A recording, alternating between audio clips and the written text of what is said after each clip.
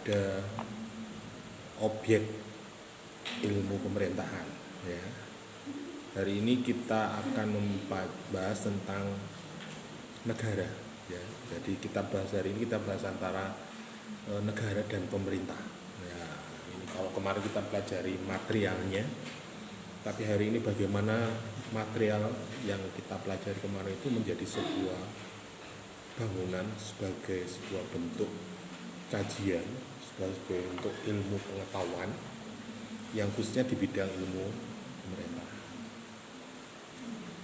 Yang kalau kita paham kemarin bahwa fokus daripada objek dan sebagainya itu adalah negara, masyarakat, maka ilmu pemerintahan atau ilmu negara ini juga mempunyai pengaruh gejala sosial di masyarakat. Artinya bahwa dari berbagai material itu akan dijadikan sebuah apa. Jadi kalau kemarin kita berbicara tentang material ilmu sosial, sosiologi, antropologi, ya, ilmu hukum, ilmu ekonomi, dan kaitannya dengan kebutuhan manusia dan penyelenggaraannya dan pencapaiannya terhadap kebutuhan itu, maka ada muncul gejala sosial atau gejala-gejala pemerintahan yang terjadi. Jadi kalau kita lihat dari situ, maka munculnya sebuah negara itu diawali dari awal. Jadi kalau kita belajar ilmu sosial, ada omne vivo, omnium vivo. Jadi masyarakat itu cenderung berkelompok, cenderung siapa yang berkuasa maka dia akan melemahkan yang. Artinya ada yang diperintah, ada yang memerintah, ada yang menguasai, ada yang dikuasai. Itu pasti terjadi. Kita kembalikan lagi bahwa manusia juga pasti punya kelebihan, punya kekurangan, punya potensi yang mungkin juga manusia berbeda-beda. Nah, dari berbagai macam potensi yang dimiliki manusia itu juga dalam rangka pemenuhan kebutuhan kepentingan masyarakat yang ada. Begitu juga adik-adik, seperti yang disampaikan Pak Rektor tadi, bahwa takdir hal yang tidak bisa milih dan memilih kita dilahirkan di mana, di rahimnya siapa. Kecuali adik-adik nanti bisa memilih siapa calon mertua saya, nah itu baru bisa. Yang akan menjadi orang tua Anda, menjadi bentuk kelompok, organisasi, masyarakatan yang namanya keluarga itu dari mertua Anda. Jadi nyatanya kalau dalam kajian saya, dalam penelusuran saya, bahwa mertua itu adalah bentuk kan sosial. Artinya dari orang lain menjadi keluarga kita, menjadi diri kita. Melalui apa? Melalui perjanjian, melalui akad, kesepakatan. Ini bentuk keluarga, bentuk organisasi terkecil. Sehingga itu menjadi sebuah dinamika kehidupan di dalam kehidupan kita yang mungkin bisa kita kendalikan. Ya mungkin adik-adik ketika dipek mantu atau diambil seorang suami atau apa yang berprofesi apa, itu akan berpengaruh pada kehidupan Anda. Ya, bisa juga misalnya Alifah dipek mantu kiai yang punya pondok pesantren misalnya. Nah, ya, secara otomatis yang basicnya mungkin keluarganya guru, kemudian ke pondok pesantren, mungkin gak jauh beda. Tapi bagaimana dengan profesi yang lain? Anda dilahirkan dari keluarga petani misalnya, pemain desa, tiba dengan nikah keluarga pondok pesantren yang punya pondok pesantren yang besar, yang punya pengaruh sosial yang besar. Nah, itu akan menimbulkan sebuah gejala-gejala fenomena yang terjadi di dalam keluarga. Nah itu yang saya katakan keluarga itu kenapa? Karena keluarga itu adalah organisasi yang paling kecil. Nah, kalau kita ngomong kajian kita dalam pendidikan dasar pemerintahan ini, organisasi terbesar itu adalah negara. Jadi negara itu terbentuknya dari individu-individu, keluarga-keluarga, dan kelompok-kelompok yang sepakat menjadi sebuah bentuk satu kesatuan, satu komando, satu perintah. Ya, artinya salah satu unsur dari negara itu harus ada pemerintahan. Artinya ada yang diperintah, pemerintah, ada yang berkuasa. Artinya di sini juga salah satu syarat negara itu ada penduduk. Ya, artinya ada keluarga, ada individu-individu yang ada wilayah. Kemudian yang terakhir itu ada pengakuan dari orang lain atau dari negara lain, itu menjadi sebuah negara. Nah, ini yang kita pelajari, sehingga kalau kita bicara hakikat dari negara itu seperti itu. Jadi kalau dilihat dari situ, maka hakikat negara itu untuk apa? Itu yang kita renungkan atau kita pikirkan, bahwa geoposi negara itu untuk apa sih harus ada negara? Nah, ini kan menjadi pertanyaan kita bagi orang awam yang tidak mengerti soal pemerintahan atau mengerti sebagai ilmu orang sosial paling tidak. Jadi kalau kita lihatnya, sifat atau hakikat dari sebuah negara itu adalah sebuah organisasi kekuasaan atau kewibawaan. Ya. Kekuasaan artinya ada yang harus ditaati, harus ada kesepakatan yang diikuti, itu kekuasaan. Atau bisa juga pengelompokan sebuah masyarakat, ini hakikat negara. Jadi yang membedakan keluarga A, B, C, D, dan C, yang nantinya juga melahirkan generasi berikutnya, yang di situ ada dinamika kehidupan, baik soal ekonomi, sosial, agama, dan sebagainya, itu akan berdampak di situ. Ya. Kemudian bahwa dalam suatu negara itu akhirnya juga ada sebuah tujuan yang tidak dicapai atau integri. Jadi Anda berkumpul, Anda bersatu, Anda membuat sebuah kesepakatan untuk apa? Mencapai sebuah kebahagiaan, sebuah keadilan, kesejahteraan. Ono wong nikah itu kanggo tidak kebahagiaan. Ya mungkin saja ada. Misalnya wong tua iki asale gak wawuh, si A si B. Berhubung ada sebuah ikatan kekeluargaan, akhirnya anake mbek putune ketemu jadi jodoh, dadi dulure rek. Piye? Atau bisa juga perkawinan politik. Antara tokoh A mbek tokoh B, sing partai ini, organisasi ini bisa juga berseberangan, berkonflik, tetapi bisa mendamaikan karena hubungan persaudaraan. Ingat zaman kerajaan-kerajaan itu kan banyak. Kalau zaman Rasulullah mungkin ketika kerajaan itu dikalahkan, mungkin istrinya akan dinikahi.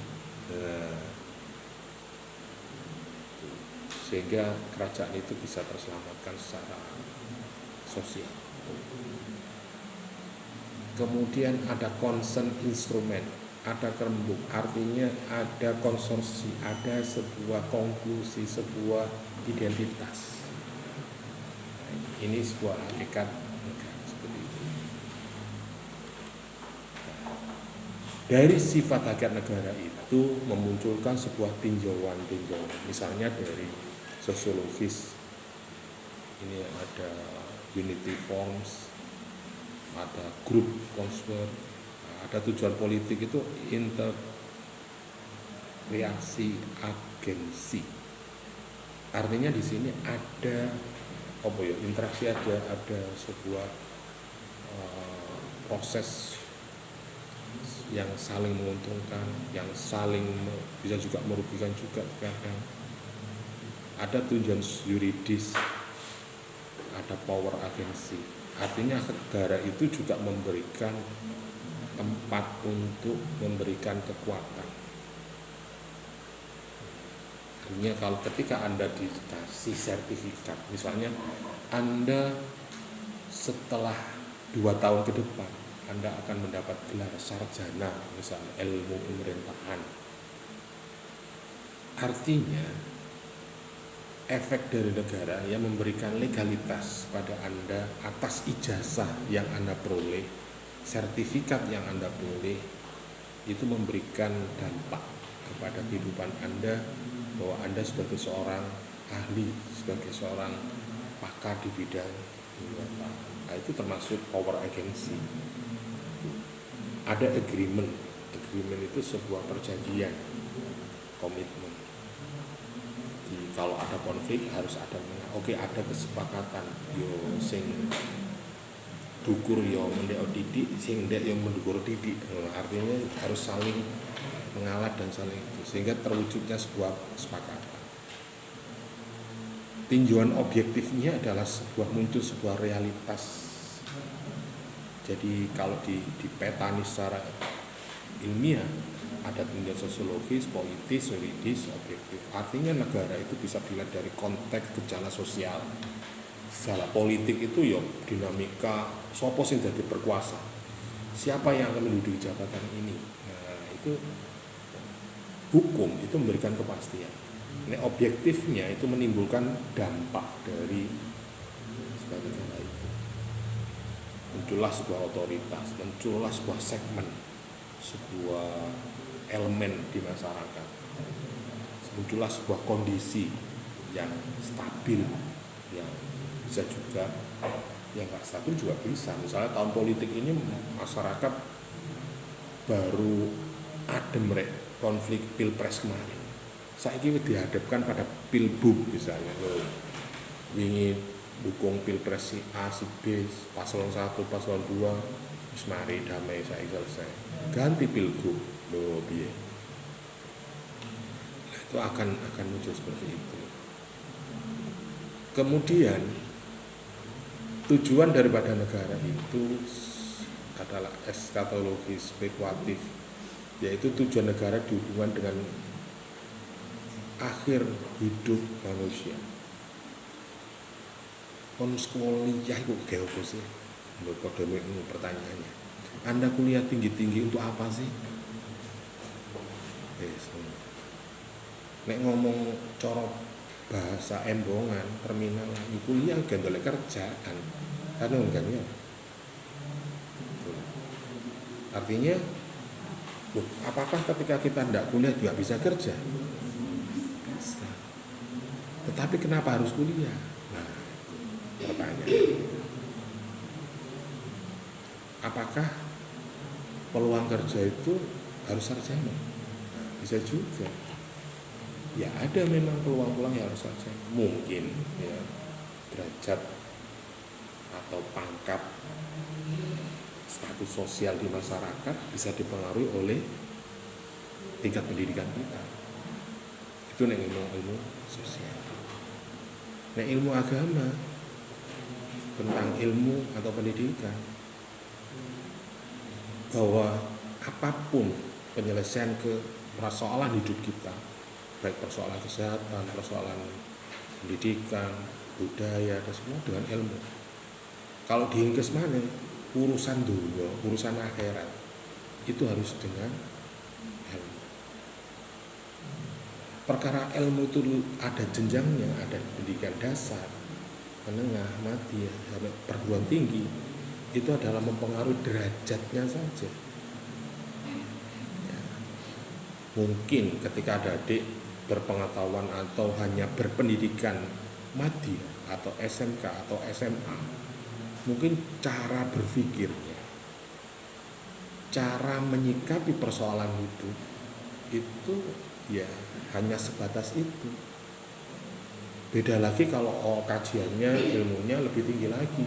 Terus mahasiswa terus punya daya analisis, bisa membandingkan, bisa mengkaji sebuah kondisi A, kondisi B, kondisi C, dianalisis menjadi sebuah konklusi kebijakan, sehingga lebih bijak dalam menghadapi persoalan hidup. Itu yang menjadi hal penting ketika kita belajar ini.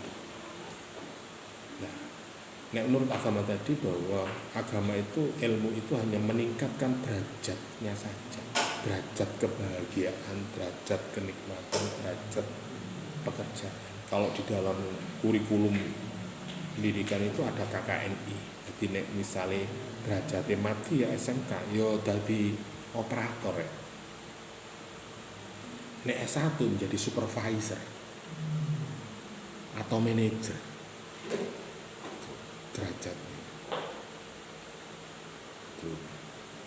Sama halnya ketika sama apa mana, kalau ngopi misalnya, ngopi nang Vilo sampai Starbucks, ambek nang ngene Pras, kira-kira derajatnya beda enggak? Ya podo ae Pak kopi ngono, tapi kan beda. Kenapa harganya berbeda? Mana kok Starbucks regane bisa 50 kali lipat dari harga kopi yang ada di Pras misalnya. Nah, kenapa? Mungkin derajatnya. Jadi ilmu itu, pendidikan itu pesankan derajat. Negara juga mengharapkan seperti itu. Jadi tujuan daripada negara itu biar mencapai sebuah titik akhir yang bahagia. Kenapa sih dikeno dalan misalnya? Kenapa sih harus ada perangkat hukumnya? Kenapa harus ada infrastrukturnya? Kenapa harus ada anggarannya? Kenapa harus ada orang yang bertanggung jawab atas kebutuhan itu? Ya biar tercapai apa yang menjadi kebahagiaan tujuan kita hidup. Nah, secara kemanusiaan. Kalau bicara ketuhanan ya ono takdir, ono ikhtiar, ono takdir, ono kodrat, ono. Tapi kan tidak serta-merta kita hanya berpikir seperti itu. Kita ini manusia yang dilahirkan secara dunia. Nek ngomong ajaran ya ono syariat, ono hakikate, ono marifate kan ono. Nah, ini kalau kita mempelajari tentang hakikat sebuah negara situ arahnya. Oke, itu ngomong hakikat sebuah negara. Ngomong definisi negara, ya ngomong definisi ya, itu kan tergantung kepada pengalaman seseorang, perspektif seseorang, sehingga apa yang ditanyakan, misalnya apa sih menurut kalian negara itu, mungkin ketika Alifa, ketika India negara seperti ini, mungkin karena pengalaman hidupnya seperti itu, dia menyampaikan negara itu seperti itu. Ya. Jadi ketika kita menyampaikan sebuah ide kepada publik, kepada halayak umum, pasti jawabannya belum tentu sama dengan antara satu dengan yang lainnya, walaupun hakikatnya sama. Seperti di buku ini hampir berapa ini? 26 pakar ini mendefinisikan negara menurut sudut pandang perspektif mereka. Ini dalam buku ini. Jadi ada beberapa pakar seperti Mark Evert, Luckman, Thomas Hobbes.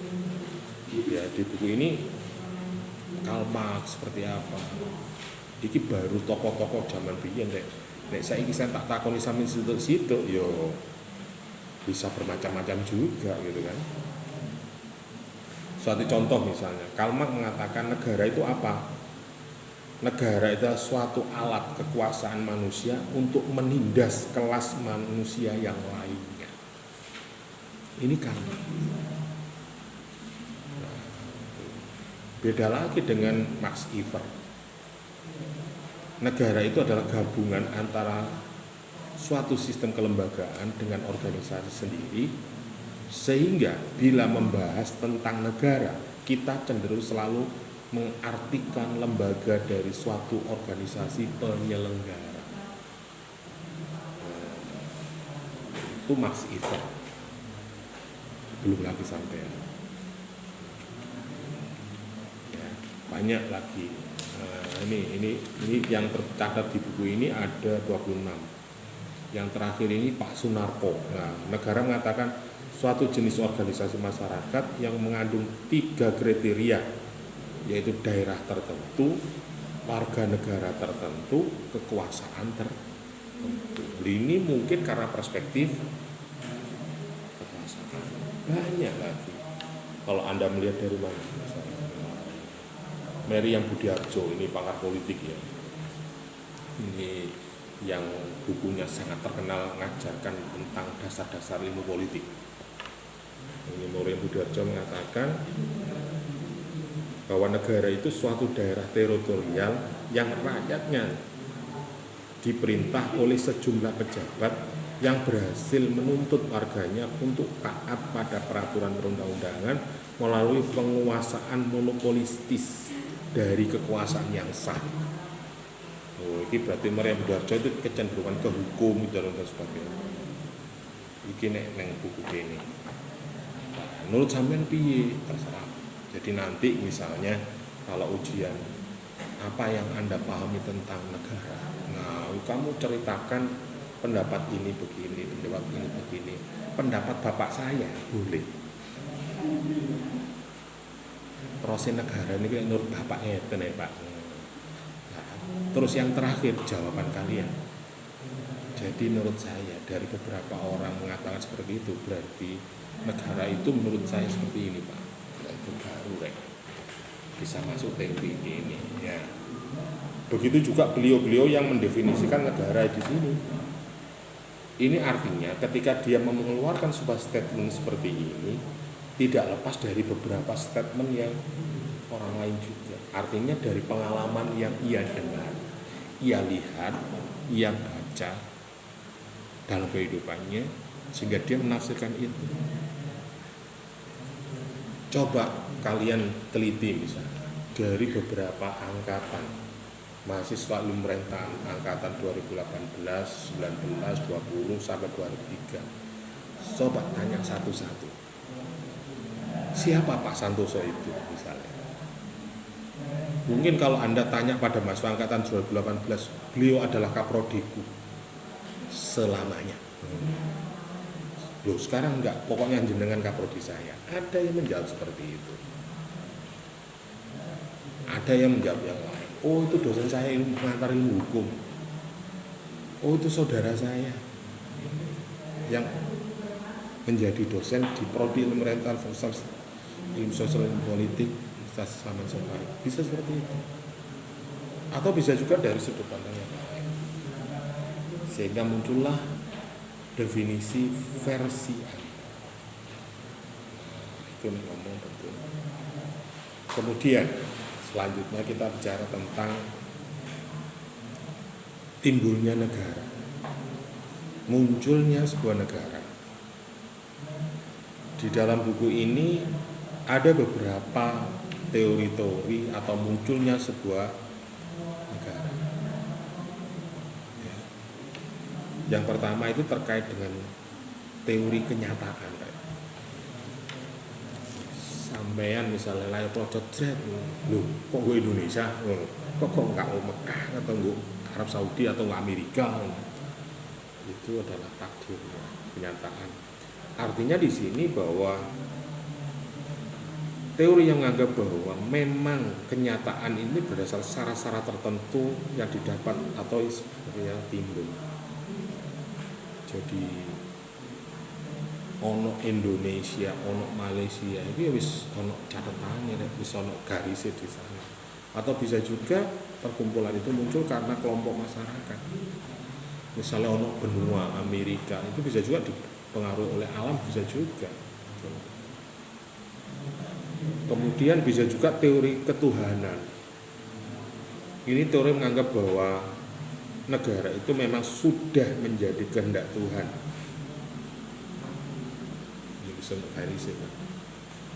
Sama halnya ketakutan masyarakat dunia sekarang, khususnya Amerika. Kenapa di zaman Rasulullah belajarlah sampai kau ke negeri Cina? Lo zamannya Kanjeng Nabi lo wis ngomong negeri Cina rek. Mungkin zaman Rasulullah itu abad berapa? Wis ono ta negeri Cina.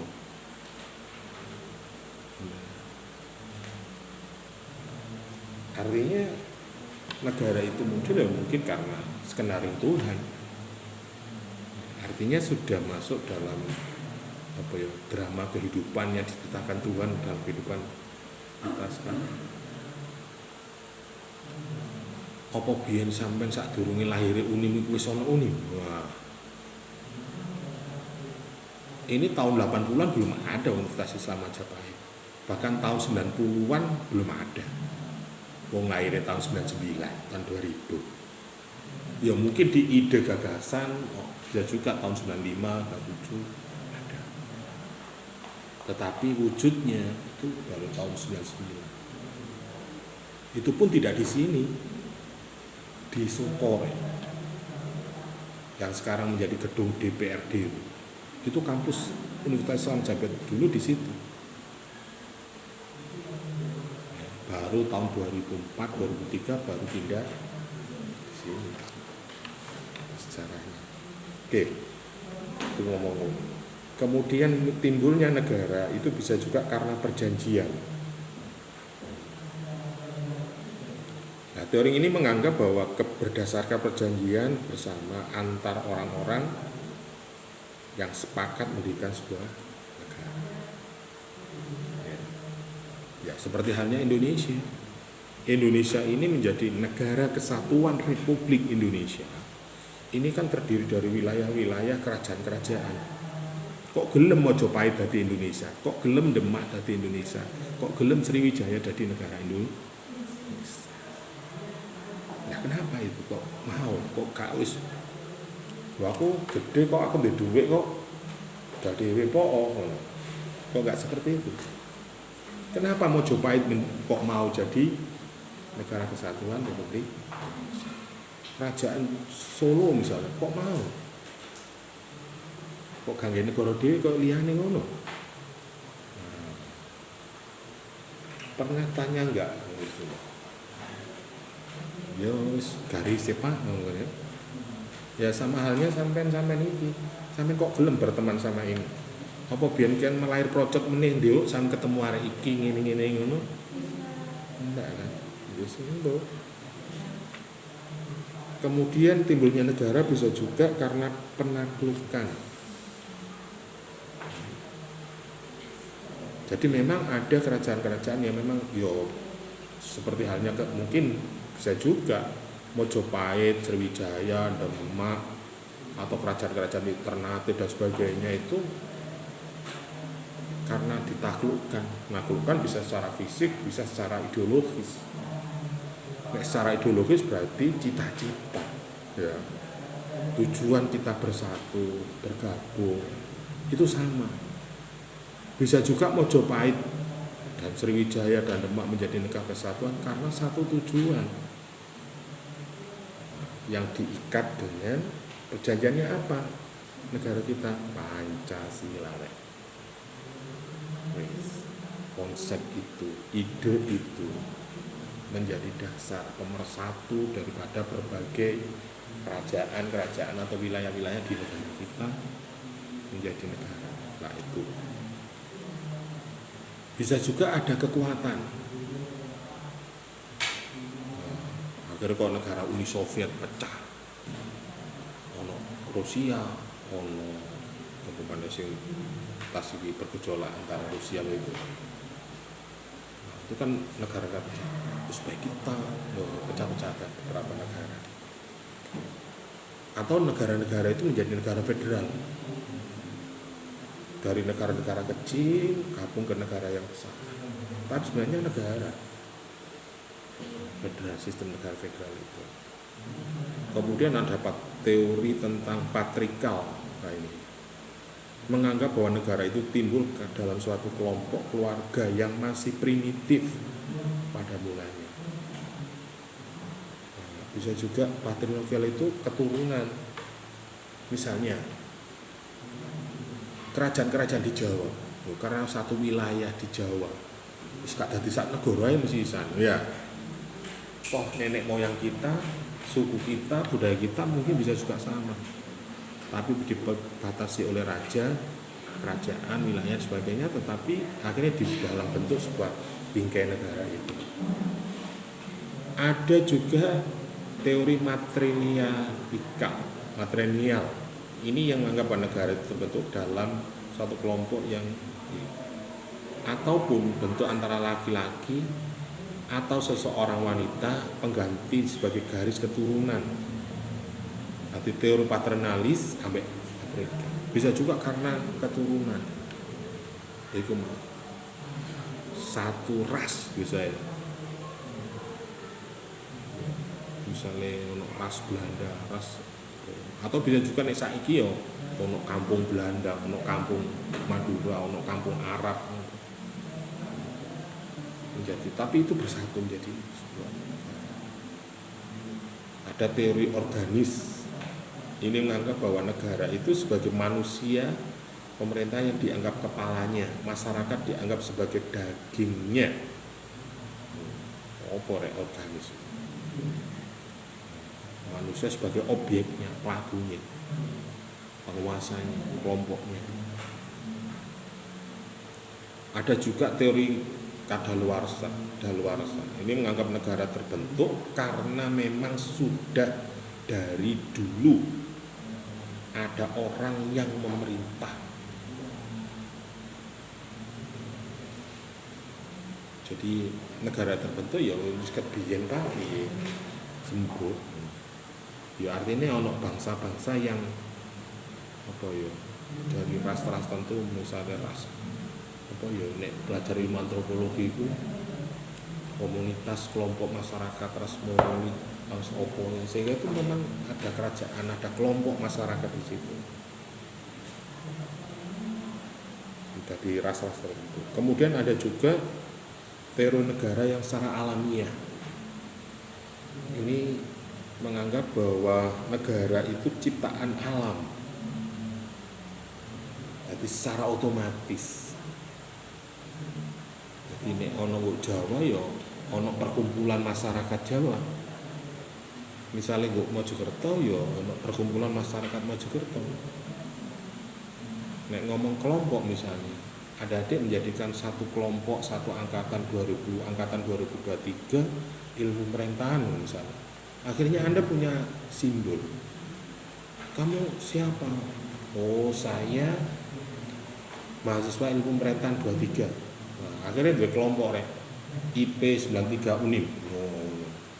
Kok saya punya kelompok di grup itu alumni IP 98. IP 98. Universitas Darul Jombang. Itu se-Indonesia ngomong IP 98, IP Jombang, berarti komunitas. Eksamen secara otomatis gelem gak konik gak. IP 23 misalnya. Itu akan muncul. Nah, begitu juga kelompok di masyarakat. Itu. Ada juga teori filosofis. Ini menganggap bahwa negara itu terbentuk berdasarkan renungan. Jadi ono renungan, ono ipen, ono wangsit. Nah, ya apa itu. Aku biyen ketok arek iki, Pak. Aku yo karo areke ya misalnya. Rasaku arek iku yo gedhe dhuwur ngono, Pak. Ya, putih ngono ya. Tapi sang sithik, Pak, kakinya ya itu meneh jodohku Pak, tapi mbok arek iki gak ngerti Pak. Yang penting aku ada dan seperti itu. Bisa juga terjadi. Yang terakhir ada teori historis. Ini sejarah misalnya. Memiliki lembaga sosial yang tidak dibuat dengan sengaja, tetapi tumbuh secara evolusioner. Ada regenerasi. Jadi mengingatkan kembali pada kelompok tertentu sehingga kita muncul sebuah ikatan akan sebuah wilayah. Istilahnya apa? Yo kedaerahan itu sifat daerah. Mungkin hari ini ketika ada adik berkumpul di sini tidak ada artinya. Coba sampai menit ketemu pas umroh bareng. Loh, sampai lah IP 923 toh. Arek Mojokerto toh. Nah, akhirnya muncul ikatan. Lho sampean kok oke nih, iya aku saya dadi warga negara sini. Lho aku iya lah akhirnya. Akhirnya muncul ikatan persaudaraan, muncullah kelompok. Nek gowedhe iso dadi negara. Oke, itu ngomong terbentuknya negara. Jadi ada 12 teori yang menceritakan atau membahas tentang teori berdirinya negara. Kemudian ada kedaulatan negara. Kedaulatan itu ya sejauh mana menghargai masyarakatnya terhadap negara itu. Artinya keberadaan negara itu benar-benar memberikan sesuatu kekuatan atau sarana dalam kehidupan sehari-hari atau dalam kehidupan bermasyarakat. Artinya bahwa kedaulatan itu di tangan rakyat. Artinya masyarakat itu punya kuasa, punya diregani, diajeni lah nek bahasa Jawa ini. Kemudian ngomong bentuk negara juga macam-macam, ada istilah republik, ada satuan, ada kerajaan, sebagainya. Ono kerajaan tak berbentuk. Kayak Israel itu kerajaan apa? Negara apa rek? Dia kenapa seperti itu? Royan wilayah. Dia dikatakan tidak punya wilayah, tapi ada punya negara. Lah wilayah keroyokan rek, ngono lho. Palestina. Nah, itu menjadi persoalan.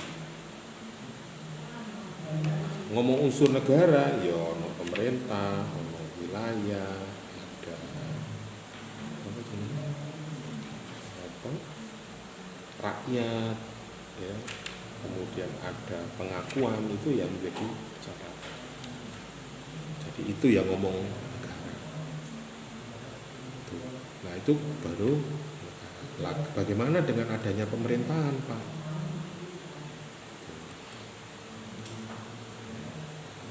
Apa kaitannya negara dengan pemerintahan?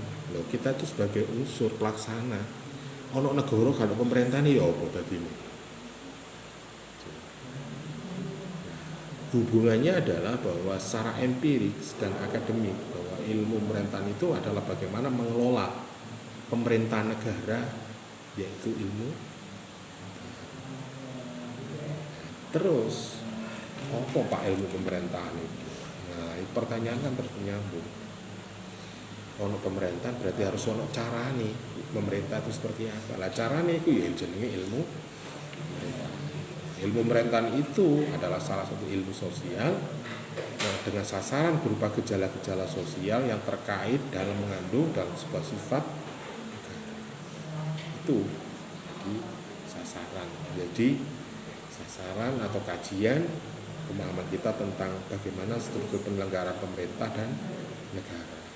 Sasaran ilmu pemerintahan itu mencakup segala macam seluruh perbuatan perilaku pemerintah atau gejala-gejala sosial yang bersifat pemerintah.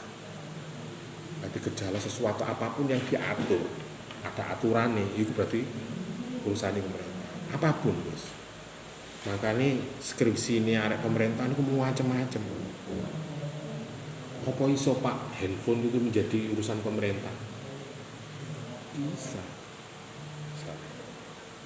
Pengaruh digitalisasi misalnya terhadap legalitas, efektivitas penyelenggaraan pemerintah melalui digitalisasi itu kan bisa juga. Nek ngomong regulasi, handphone ini ada pulsanya, ada perputaran uang di situ, ada kumpulan komunitas, jaringan, komunikasi yang lainnya, ada transaksi, ada penjualan, ada perjanjian, ada bukti terkait dengan hukum.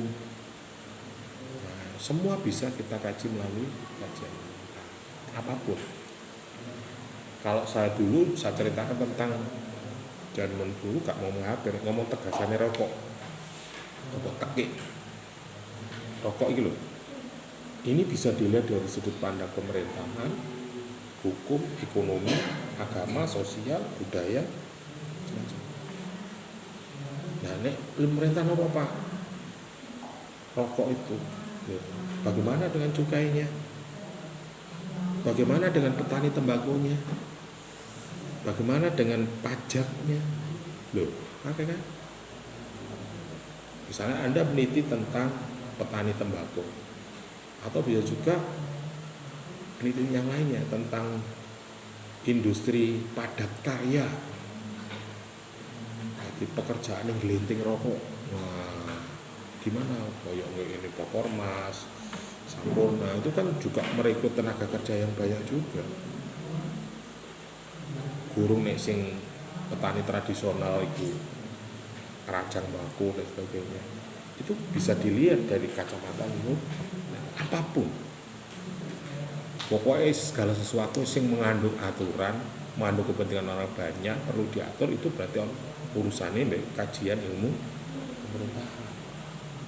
Nah, secara garis besar, yo ono ilmu eksak, non eksak, ono ekonomi, ono teknik, ono pendidikan, ono kesehatan, budaya, itu secara umum.